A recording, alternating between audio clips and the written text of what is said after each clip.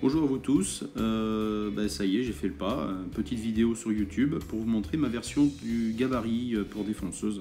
Alors c'est vrai que j'ai vu énormément de tutos sur internet et il y a des tutos qui m'ont particulièrement plu et je voulais approfondir un peu le sujet parce que je voulais vraiment que ce soit simple et surtout peu laborieux au réglage. Voilà. Donc je me suis servi de rails aluminium chez Motedis, également de quelques équerres, mais j'ai complété avec surtout ce slide donc qui est proposé par Motedis.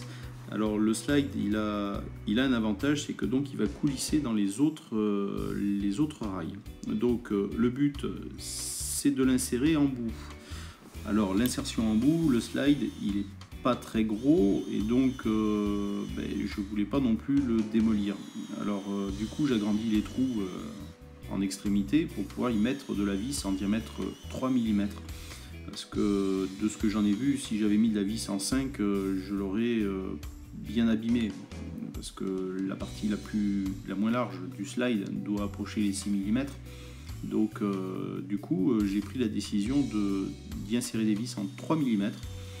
Et donc pour rendre compatible avec les rails, d'y rajouter des inserts qui vont permettre donc la jonction entre ma vis de 3 et le trou qui sur le rail Motedis fait 4,2.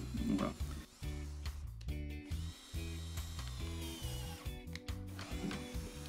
Donc bien sûr un petit peu compliqué quand on n'est pas forcément outillé pour faire du filetage. Bon après avec une petite mèche et puis bon, aujourd'hui ils font des kits quand même qui sont assez sympas pour celui qui s'en sert pas tous les matins. Donc bon, c'est vraiment du bricolage, mais je suis plus menuisier. Le filetage ça n'a jamais été mon truc. Voilà, le métal c'était vraiment pour m'aider dans mes travaux de défonçage.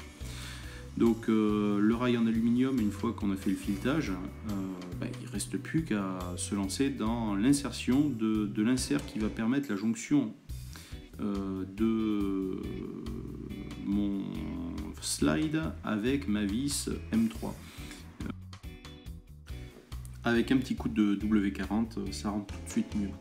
Donc l'avantage d'avoir fait un avant-trou en 5, c'est que mon insert déjà il va rentrer un petit peu dans le rail, ça va permettre de trouver un petit peu plus facilement la voie du filetage. Et donc après le mettre bien au fond, bien serré, bien forcé dessus pour que vraiment ça bouge pas.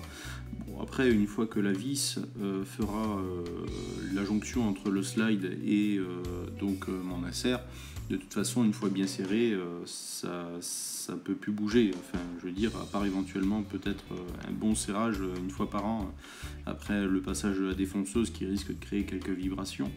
Mais normalement ça devrait plus bouger. De plus mon équerre sera là encore pour assurer la fixation et limiter les vibrations. Alors maintenant, insertion des vis donc en 3 dans mes slides. Donc bien sûr je mets les 3 vis, pourquoi en mettre 2 quand on a les 3 trous, et en plus on a donc l'anthrax de 20 mm entre chaque trou et qui va correspondre parfaitement avec ce rail de 80 par 20. Donc il faut bien vérifier quand même que les têtes de vis ne dépassent pas, parce que sinon ça veut dire que on aura vissé pour rien et il faudra redémonter pour revisser. Donc je vous invite quand même à bien les fraiser avant de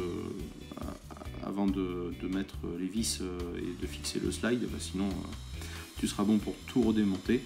Donc autant le faire comme il faut du premier coup. Voilà. Alors après avoir vissé les vis, on va donc aider quand même à ce que ça coulisse correctement. Donc un petit coup de lime, un petit coup de papier à poncer éventuellement. Le but c'est que ça l'aide un petit peu à la pénétration donc dans l'autre profilé. Attention à pas trop en enlever. Le but quand même c'est que ça coulisse, mais que sans difficulté, mais que ça n'ait pas trop de jeu. Donc en plus, en le rentrant et en le sortant régulièrement, ça va pouvoir, ça va finir au slide, ça va finir la forme du slide. Donc je vous invite à le rentrer et le sortir jusqu'à ce que voilà, ça ait fini d'enlever les petites bavures éventuellement qui le gênent. Donc bon, au départ c'est un petit peu dur, après avec un petit peu de W40 et rentrer, sortir, ça va y aller tout seul. En plus, ça permet de garder un angle quand même particulièrement droit. Après, j'avais envie qu'il y ait un mètre dessus. Ça évite de faire des réglages un peu évasifs au départ, mais il y avait quand même une forte épaisseur, donc du coup, j'ai supprimé un peu d'épaisseur à une des parties qui était entre deux rainures. Le but étant bien sûr d'incruster le mètre adhésif. Pareil, c'est petit optionnel, mais bon, quand on fait le réglage, c'est quand même beaucoup plus simple d'avoir une idée de là où on va plutôt que de prendre le mètre. Poser le mètre, avancer, reculer. Voilà, donc ça permettait vraiment d'avoir quelque chose de beaucoup plus fiable. Donc bien sûr, il faut bien ébavurer, il faut bien supprimer toutes les parties, faut que ça soit non coupant en plus pour les doigts. Faire une belle rainure propre et sans bavure. Voilà.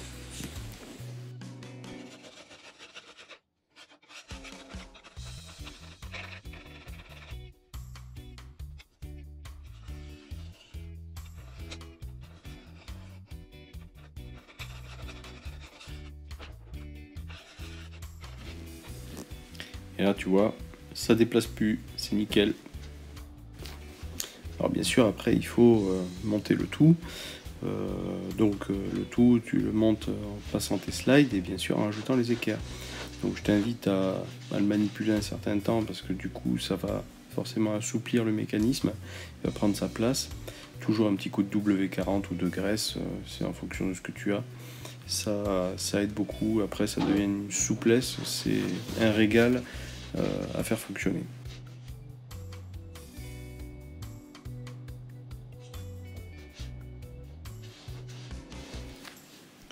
Alors ensuite, j'ai voulu créer un système de calage parce que bon, souvent on pose sur des pièces et le but c'est clairement de caler sur les pièces plus que l'histoire du serre-joint. Donc là, l'exemple avec une porte, je vais faire un cadre de 5 cm tout le tour. Alors je vérifie que les charnières ça va passer.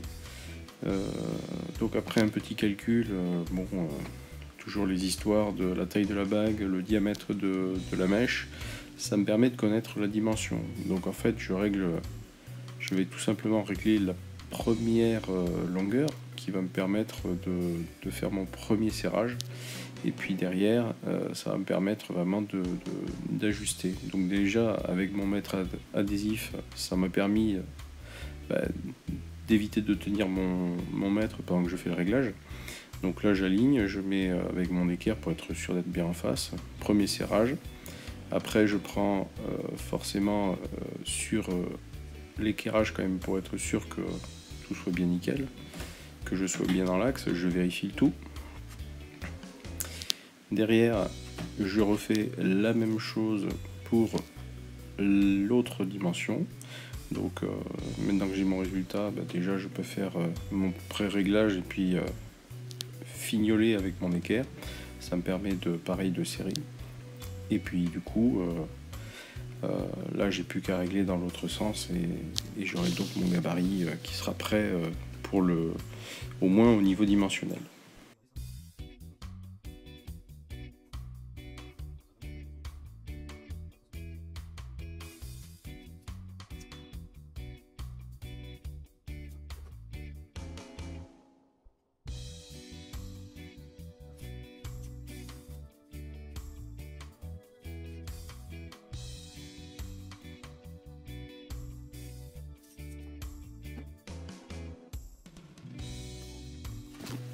Alors là, je contrôle que tous mes angles soient bien d'équerre.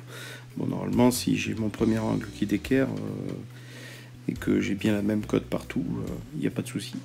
Donc après, comment je cale? Je retourne, J'installe mes cales, après avoir bien sûr calculé à quelle distance il fallait les mettre du bord. Comme ça au moins, ça me permet au moins de bien régler mon calage. Forcément j'en mets deux dans un sens, deux dans l'autre. Alors bien sûr ce qui est évident c'est qu'il faut rajouter un petit insert et la bonne vis qui va dessus pour pouvoir visser dedans. Donc moi j'utilise des équerres en plastique que j'ai trouvé au bricolo du coin, avec des vis que j'avais trouvé vachement pratiques, puisque la tête on peut la serrer à la main, donc déjà ça permet voilà, de faire un petit réglage vite fait plutôt que de toujours tenir son tournevis en même temps. Et en plus le corps de cette vis, j'ai trouvé des roulements à billes qui rentrent parfaitement dedans, mais ça bon, c'est pour une autre utilisation. Déjà si tu as les équerres, donc bon, bien sûr il faut qu'il y ait une fenêtre de réglage, parce que sinon tu n'auras pas grand réglage. Mais au moins ça va permettre effectivement de bien tenir le gabarit, de bien le mettre en place, de pouvoir éventuellement répéter l'opération de la même manière sur une autre pièce. Alors un visuel le plus près de l'équerre, donc elle a une partie plane, ça permet éventuellement de serrer avec un serre-joint. Les creux à l'intérieur, tu peux aussi rentrer les serre-joints, ça permet vraiment de faire une bonne fixation. Donc toujours pareil, est-ce que le capot en bout, parce qu'on peut l'acheter, est nécessaire. Et là, tu as toute la liste de ce que j'avais commandé chez Motedis. Alors attention, l'équerre, il faut bien sélectionner avec jeu de fixation. Au moins, il t'envoie les bons boulons et tout ce qui va avec. Et ceux qui sont avec le M5, juste en dessous, c'est en fait pour mes vis de butée. Voilà, bon courage et au boulot. Alors si t'as aimé, n'oublie pas de cliquer j'aime, partage et surtout n'hésite pas à commenter, à me dire ce que tu en penses. Et si ça doit faire avancer, n'hésite pas à commenter.